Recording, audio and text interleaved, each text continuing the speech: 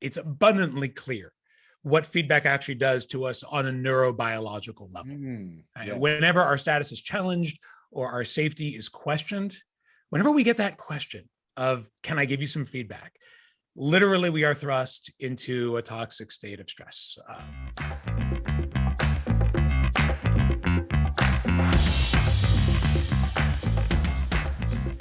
Hello, and welcome back to another episode of the Thrive State podcast. I'm your host, Dr. V, triple board certified MD and performance and longevity expert. And on this episode, we go into a topic you won't necessarily think is important for health, but it is. It's important for health. It's important for relationships. It's important for longevity. It's really how we communicate. And, if you've read my book, Thrive State, you'll know that one of the 7 pillars there are relationships. And part of relationships is communication, because when we communicate, are we communicating from a place of love and growth and contribution? Or are we communicating from a place of forcing our message towards the other person? Because depending on how we communicate in that spectrum, we could actually elicit health response. Feedback is one of those things that actually get people into that fight or flight system. The word feedback, I need to talk to you about something. Remember when your spouse, when your child, when your boss says that they have something they want to share with you or something they want to talk to you about. Well, feedback is one of those things, as our guest tells us, actually causes this stress response in our body. And in that response, inflammation goes up, our immune system goes down. Again, those things put us prone to chronic symptoms and chronic disease. And guess what? When you're in that stress state, you're really not in that receptive state to take on information that could potentially improve your life. But it turns out that as somebody who can give feedback, you can change the dynamic and the energetic of that conversation, which is why today's podcast is so important. Now, before we get into the meat of the podcast, let me just say, if you've enjoyed the content, please do us a favor, allow this podcast to grow by giving us a 5-star review at ratethispodcast.com/ThriveState. Again, the Thrive State is really a state of being when we're living our best life. It's really 7 factors that we can control, that if we can audit our life in those 7 areas, we have optimal health, we have longevity, we have peak performance, and we also have the financial, the relational, and the communal abundance that I think so many people are looking for. So if you haven't already, you can pick up 3 free chapters of my book at thrivestatebook.com. And if you actually want to go further into the Thrive State content, you could take the Thrive State Accelerator. It's an online course that I go through with my high profile clients to get them into the Thrive State. Go to kienvu.com/accelerator and use the code podcast25 for 25% off. Now back onto today's podcast. Our guest today is Dr. Joe Hirsch.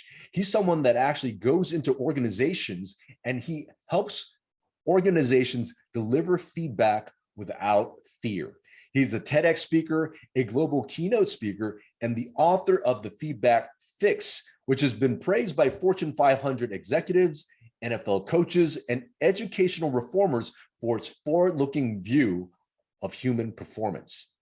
Joe's work and research has been featured in the Harvard Business Review, Educational Leadership, CNBC, Forbes, the Wall Street Journal, and other major outlets. He's helped more than 20,000 people across 3 continents find joy at work and host the popular podcast, I Wish They Knew.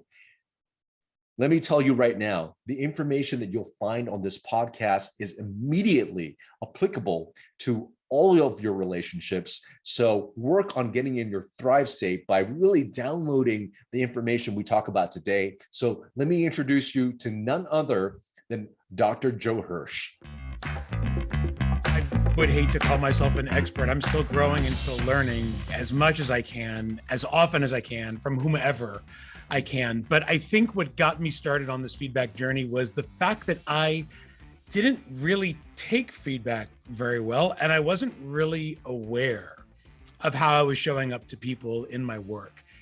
And that was doubly problematic because not only was I not taking the feedback, I was not even aware of what I needed to work on. So that 1-2 punch resulted in emotional blindness.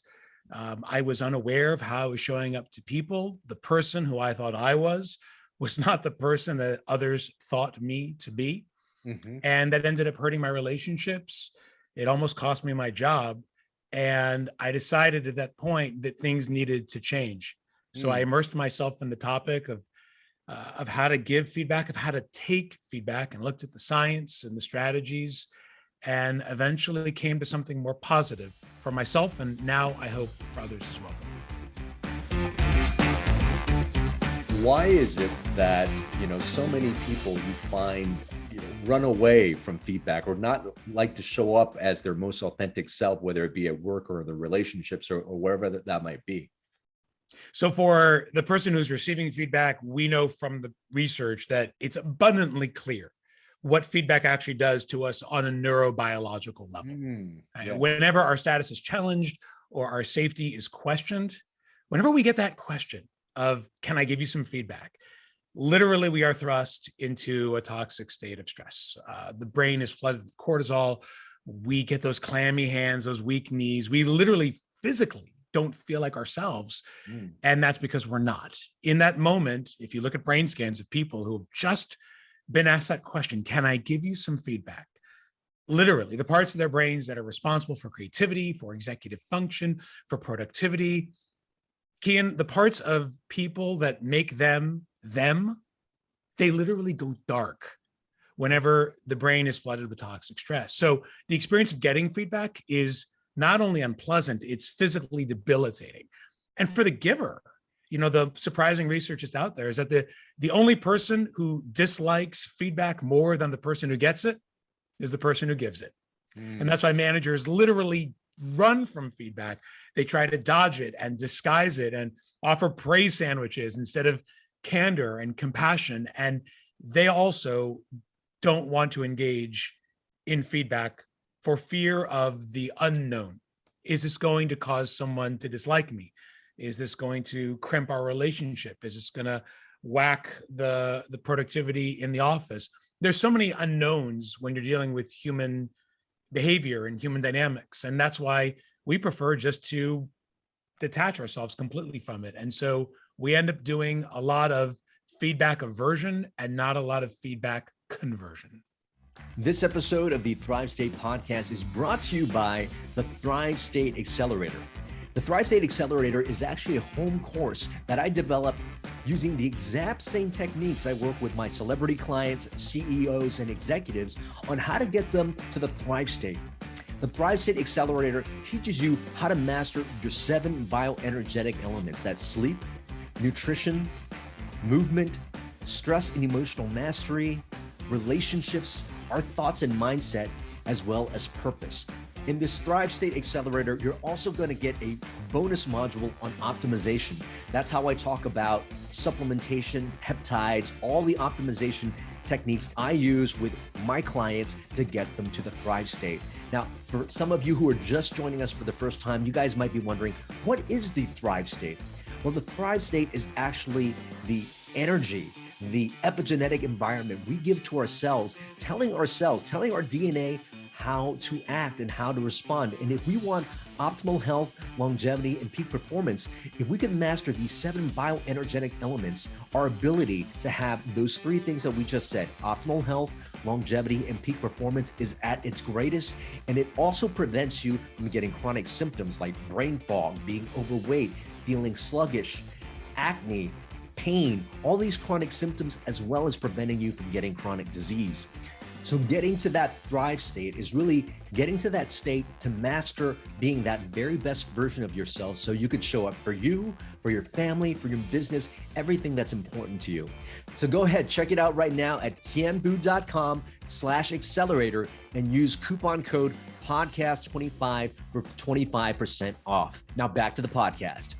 Do you teach people basically how to receive, and do you teach people how to then give, to be able to create an environment where you have conscious communication between 2 parties?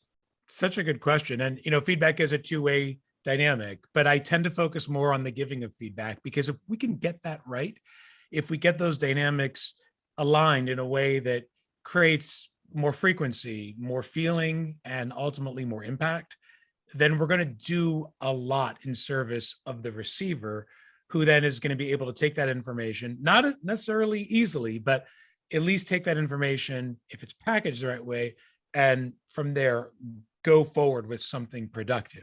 So getting the feedback message right really starts with doing three things.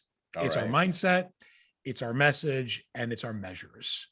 And so if we can align all three of those things from the giver's perspective, to think about feedback differently, to message it a little differently, and ultimately to create the right kind of measures of accountability that aren't about ratings, but relationships, then we can actually do a lot more to change the tone and the trajectory of feedback, so that we're no longer running from it, but hopefully running towards it.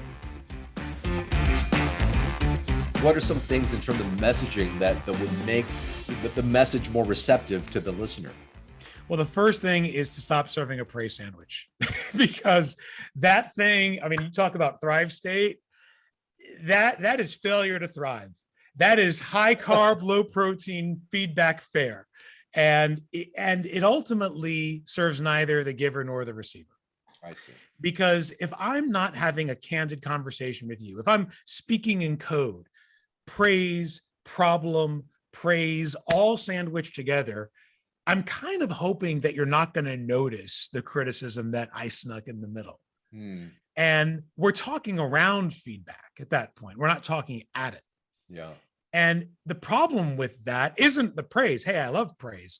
Praise pays. I mean, we know that when focused on effort and on process, if praise is rooted in those conditions, praise is a powerful motivator and can actually do a lot of good. It can create higher levels of engagement. It can create a stronger sense of satisfaction and attachment to the work that you're doing. The problem with the praise sandwich isn't the praise, it's the sandwich. Because when we sandwich the problem that way, we're doing two things really badly, probably unintentionally.